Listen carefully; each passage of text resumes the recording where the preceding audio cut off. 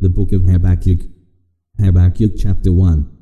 The divine revelation that the prophet Habakkuk saw. How long, O Lord, am I to cry for help, but you will not listen? I cry out to you, there's violence, yet you will not come to the rescue.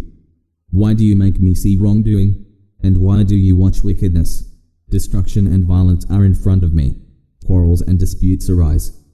That is why your teaching is numbed, and justice is never carried out.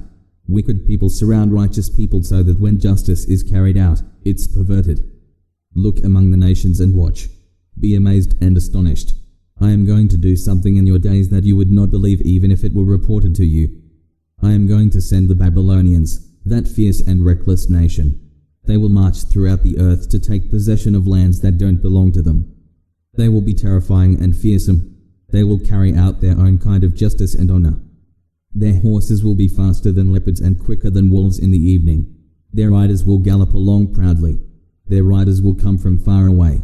They will fly like an eagle that swoops down for its prey. They will all come for violence. Every face will be directed forward. They will gather prisoners like sand. They will make fun of kings and treat rulers as a joke. They will laugh at every fortified city and build a dirt tramp to capture it. They will move quickly and pass through like the wind. So they will be guilty, because their own strength is their God. Didn't you exist before time began, O Lord, my God, my Holy One? We will not die. O Lord, you have appointed the Babylonians to bring judgment. O Rock, you have destined them to correct us. Your eyes are too pure to look at evil. You can't watch wickedness. Why do you keep watching treacherous people? Why are you silent when wicked people swallow those who are more righteous than they are?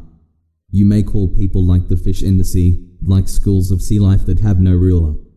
The Babylonians pull them all up with fishhooks, drag them away in nets, and gather them in dragnets. So they rejoice and are happy. That is why they sacrifice to their nets and burn incense to their dragnets. They are rich and well fed because of them.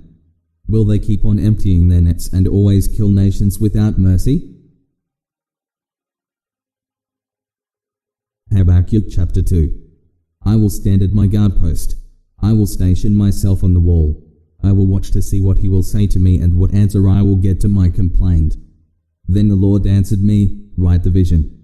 Make it clear on tablets so that anyone can read it quickly. The vision will still happen at the appointed time. It hurries toward its goal. It won't be a lie. If it's delayed, wait for it. It will certainly happen. It won't be late. Look at the proud person. He is not right in himself. But the righteous person will live because of his faithfulness. Also because wine is treacherous, he is arrogant and never rests. He has a large appetite like the grave. He is like death, never satisfied. He gathers all the nations to himself. He collects all the people to himself.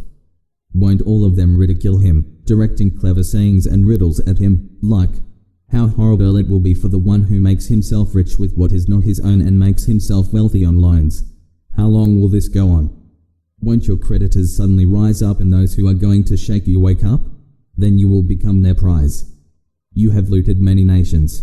All the rest of the people will loot you because of the slaughter and violence done to lands, cities, and all their inhabitants. How horrible it will be for the one who uses violence to get things for his own household in order to set his nest up high and save himself from disaster. You have planned disgrace for your household by cutting off many people and forfeiting your own life. A stone in the wall will cry out. A beam in the roof will answer it.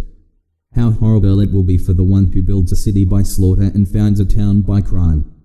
Isn't it from the Lord of armies that people grow tired only to feed the flames and nations exhaust themselves for nothing? But the earth will be filled with the knowledge of the Lord's glory like the water covers the sea. How horrible it will be for the one who makes his neighbor drink from the bowl of God's rage, making him drunk in order to stare at his nakedness. You are filled with disgrace rather than glory. Drink, yes you, and expose yourself as godless. The cup in the Lord's right hand will come around to you, and disgrace will cover your glory. The violence done to Lebanon will overwhelm you, and the destruction done to the animals will terrify you because of the slaughter and violence done to lands, cities, and all their inhabitants. What benefit is there in a carved idol when its maker has carved it? What benefit is there in a molded statue, a teacher of lies, when its maker has molded it? The one who formed it trusts himself to make worthless idols that cannot speak. How horrible it will be for the one who says to a piece of wood, "Wake up," and to a stone that cannot talk, "Get up." Can that thing teach anyone? Just look at it. It's covered with gold and silver, but there's absolutely no life in it. The Lord is in his holy temple. All the earth should be silent in his presence. Habakkuk chapter 3. A prayer of the prophet Habakkuk, according to Shijonoth. Lord, I have heard the report about you. Lord, I fear your work. In the course of the years, renew it. In the course of the years, reveal it. In all this chaos, remember to be merciful. God comes from Teman. The Holy One comes from Mount Paran. His splendor covers the heavens. His praise fills the earth. His brightness is like the sunlight. Rays of light stream from his hand. That is where his power is hidden. Diseases go ahead of him. Plagues follow after him. He stands and shakes the earth. He casts a glance and startles the nations. The oldest mountains break apart. The ancient hills sink. The ancient paths belong to him. I see trouble in the tents of Cushan. I see trembling in the tents of Midian. The Lord is not angry with the rivers, is he? If you are angry with the rivers, if you are furious with the sea, why do you ride your horses, your chariots of salvation? You get your bow ready for action, for the arrows you promised. So you split the land with rivers. The mountains look at you. They writhe in pain. Flood waters pass by. The deep ocean roars. Its waves rise up high. The sun and the moon stand still. They scatter at the light of your arrows, at the bright lightning of your spear. You march through the earth with fury. You trample the nations in anger. You go out to save your people, to save your anointed. You crush the leader of the wicked household, stripping him bare from head to toe. Selah.